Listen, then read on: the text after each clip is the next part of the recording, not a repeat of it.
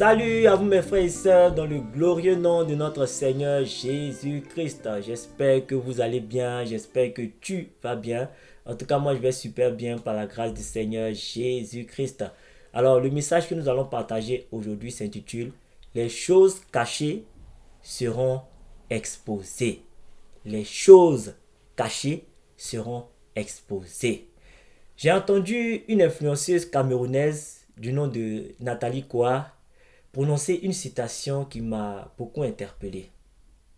Je vous propose de l'écouter et on se retrouve juste après. Évitons de commettre, et je le dis toujours, évitez de commettre des actions dans le noir que vous ne pouvez pas assumer si elles sont mises en lumière. En lumière, ouais.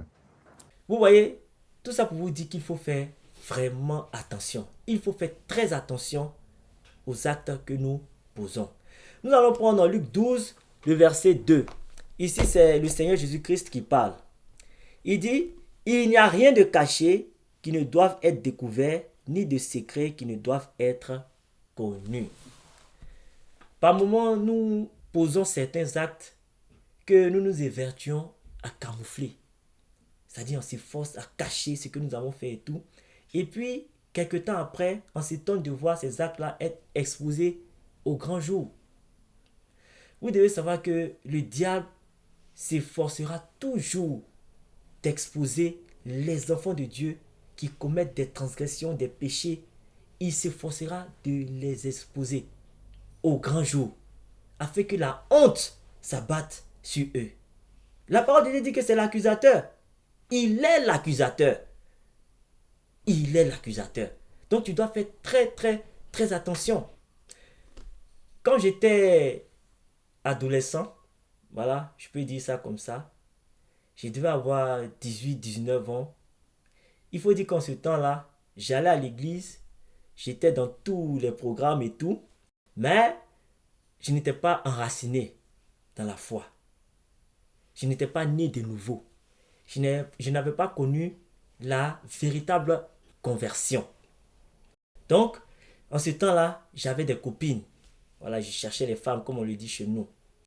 Et il faut dire qu'une fois, je suis parti à Bobo. Moi, j'habitais à Cocody et je suis allé à Bobo pour aller chercher, voilà, pour aller draguer une fille.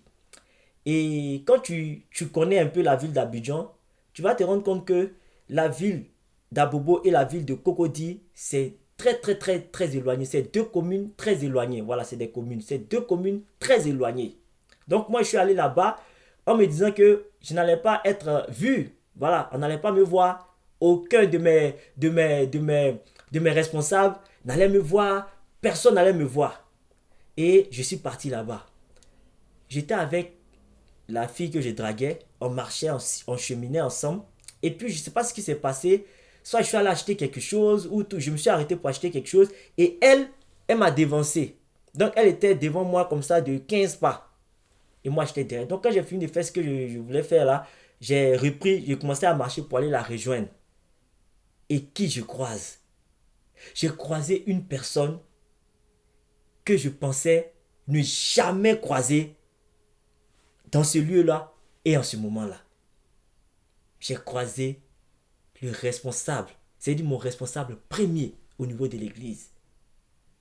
Dans un couloir, il est sorti d'un couloir comme ça.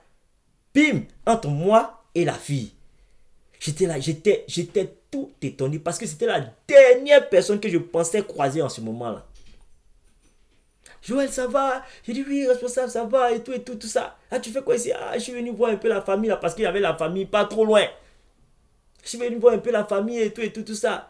Et lui, visiblement, il était venu aussi rendre visite à des gens parce qu'il était très bien habillé.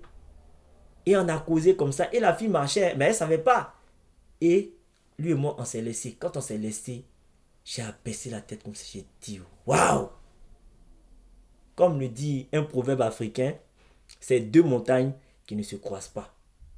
Mon frère, là, je me suis rendu compte que c'était quasiment impossible de se cacher sur cette terre.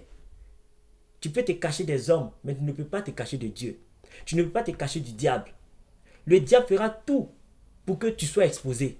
Si tu es hypocrite en servant le Seigneur, c'est pourquoi nous devons faire très attention, mes frères. Je le dis parce que le scénario qui va faire que ce que tu as camouflé, les actes que tu as camouflés soient exposés, sera toujours un mystère pour toi. Ce scénario-là sera un mystère pour toi. C'est Dieu seul qui le sait. C'est Dieu seul qui le connaît. Tu vas beau t'évertuer à cacher ce que tu as fait. Tu vas beau t'évertuer à te cacher pour commettre certains actes. Cela sera forcément su et vu par tous. Regarde, je prends l'exemple comme ça de l'affaire Epstein. La plupart des grands de ce monde, ils sont impliqués. Voici quelqu'un qui a acheté une île reculée, que je peux dire une île diabolique, pour aller faire quoi? Pour aller poser des actes vraiment infâmes sur des enfants. Mais pourquoi il a payé cette île-là? C'est pour être à l'abri des regards. C'est pour être à l'abri des regards. Mais il faut voir, tout a été exposé. Tout a été exposé. Ceux qui partaient commettre les actes là-bas, ils ne pensaient pas qu'un jour, ils allaient être exposés de la sorte. De grandes personnalités. Ces personnalités ne savaient pas qu'elles allaient être exposées. C'est comme ça. Voilà pourquoi j'ai dit, le scénario qui va faire que tous les actes que tu as posés seront exposés sera toujours un mystère pour toi. Voilà pourquoi il faut t'évertuer en tant qu'enfant de Dieu à rester sur le droit chemin. Je voudrais m'adresser encore aux chrétiens et aux chrétiennes par rapport à un sujet très important, par rapport à un appareil qui est capable de détruire à la fois le ministère d'une personne et sa vie en même temps. Il s'agit du téléphone.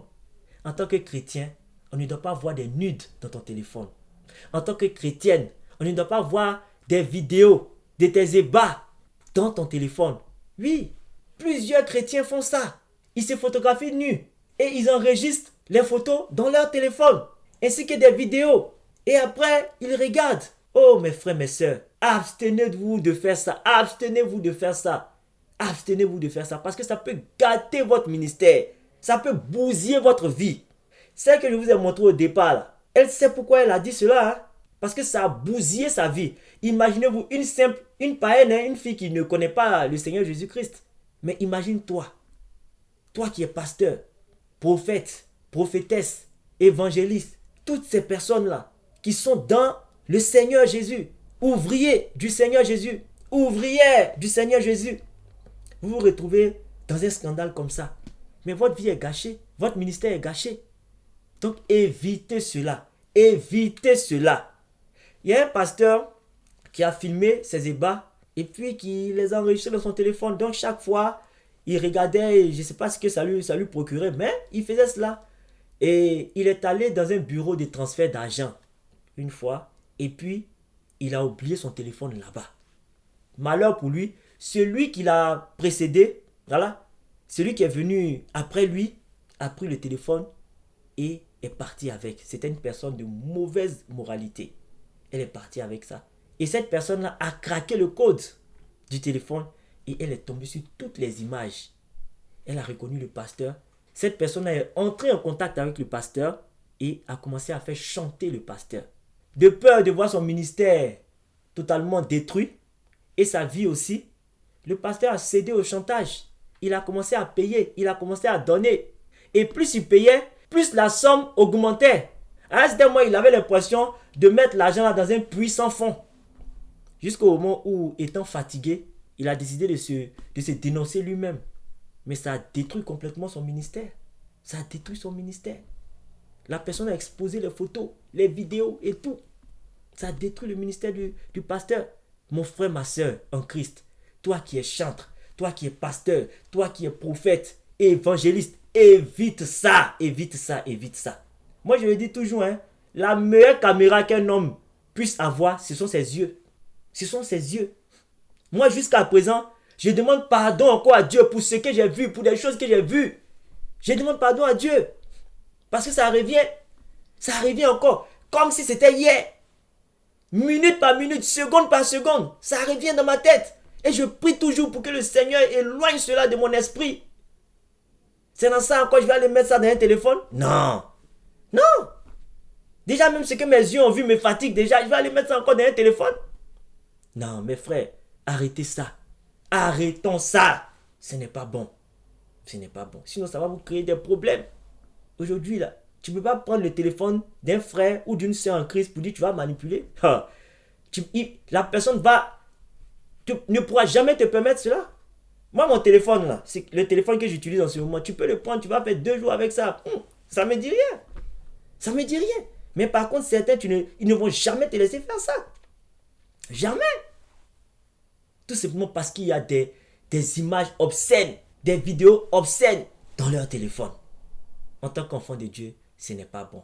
Essayons de changer. C'était le message que je voulais partager avec vous. J'espère que vous avez été édifiés. Je vous donne rendez-vous la semaine prochaine pour un autre message. D'ici là, portez-vous bien. Et quel que soit ce qui vous est arrivé, quel que soit ce qui vous arrive en ce moment, quel que soit ce qui vous arrivera, gardez toujours la foi en Jésus-Christ. Allez, au revoir.